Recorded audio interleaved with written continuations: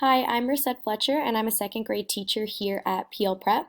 And I'm going to talk a little bit about the physical playlists that I used last year and how I've transformed those into digital playlists this year.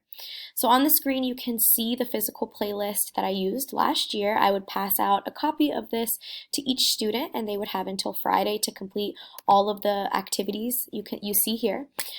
Students would go from station to station, and as they completed each activity, they would check off that it was finished, and once they completed all must-do activities, they could move on to their may-do activities. But this year, because of COVID, students weren't really able to have a lot of paper activities or papers just in general that were passed out. They weren't really supposed to be sharing supplies.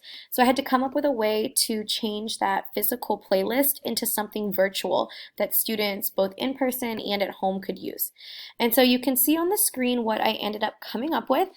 So this is through Seesaw. This is the playlist that students have. It's a plan that they make themselves, or a pathway they make themselves for how they're going to complete their activities each week.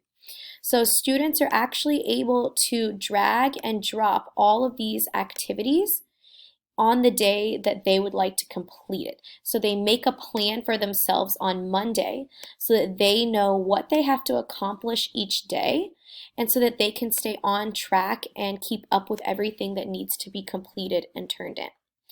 And it's really allowed students to have voice and choice in the classroom. They can choose whatever order they want, and it really helps them just become a little bit more independent. And it's something that I had to do because of COVID, but it's really become something that I love.